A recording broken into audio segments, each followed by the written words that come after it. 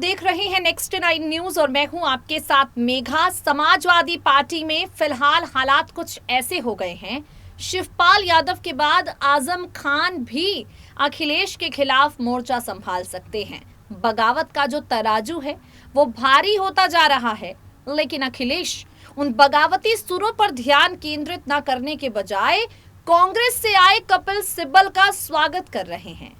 स्वामी प्रसाद मौर्य को लेकर फैसले ले रहे हैं। विधानसभा में केशव प्रसाद मौर्य से तू मैं कर रहे हैं, लेकिन अपनी पार्टी में जो बिखराव की स्थिति आ रही है उस पर विचार करने से कतरा रहे हैं।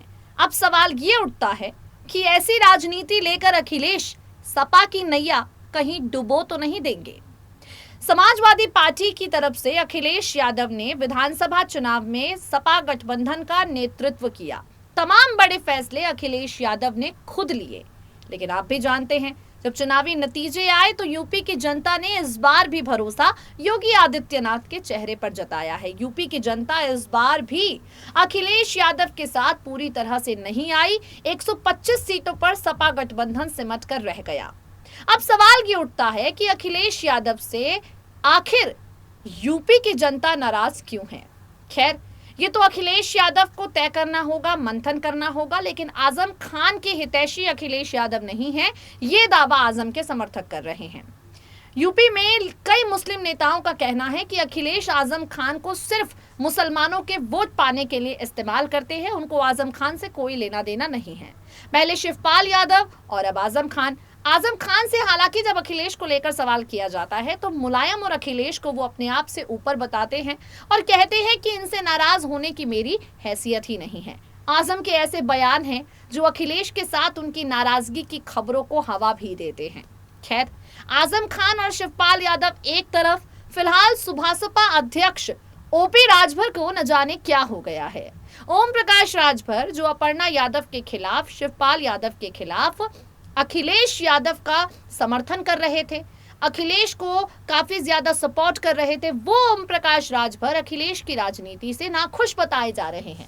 ओपी राजभर का कहना है कि एसी वाले कमरे में बैठकर अखिलेश बाबा राजनीति कब तक करेंगे। अब तो सपा के हजारों कार्यकर्ता चाहते हैं कि जरा कुर्सी से उठिए, कमरे से बाहर आइए और जमीन से जुड़िए। तो ओम प्रकाश राजभर एक बार फिर से इन तमाम विवादों पर बोले हैं और ओपी राजभर क्या कुछ कहते हैं अपनी खास रिपोर्ट के जरिए आपको सुनाते हैं। इस रिपोर्ट को सुनिए और जानने की कोशिश कीजिए, समझिए कि आखिर आजम अखिलेश के बाद ओपी राजभर के वो कौन से बयान हैं जो अखिलेश यादव को बैकफुट पर ला सकते हैं, सपा गठबंधन को कमजोर कर सकते हैं। क्योंकि गठबंधन 2022 के विधानसभा चुनावों तक ही सीमित नहीं है, ये गठबंधन 2024 के लोकसभा चुनावों तक भी जाने वाला है। लेकिन उससे पहले साथी किस तरह से छूट रहे हैं और ओपी राजभर ने किस तरह से मोर्चा संभाल लिया है, सुनिए जरा। पहले प्रसपा प्रमुख शिवपाल यादव और अब आजम खान, ये दो बड़े नाम एक साथ अखिलेश यादव को बड़ा झटका दे सकते हैं।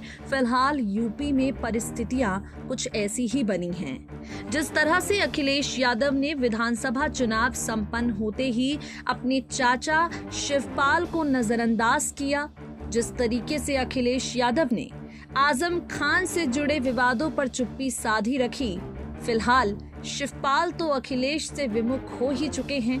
अब आजम खान भी अखिलेश यादव से खफा ही हैं, साफ मालूम पड़ रहा है। इन सब के बीच में अब सुपासपा प्रमुख ओम प्रकाश राजभर अखिलेश पर लगातार कटाक्ष कर रहे हैं। आजम और शिवपाल की नाराजगी के बीच कहीं ना कहीं ओम प्रकाश राजभर ने अपना रुख साफ कर दिया है। ओम प्रकाश राजभर पर कई तरह के आरोप अखिलेश के समर्थक भले ही लगा रहे हो, लेकिन सच ये है कि अब ओपी राजभर करो या मरो की स्थिति में राजनीति कर रहे हैं। चापलूसी करके गठबंधन को कायम वो नहीं रखना चाहते।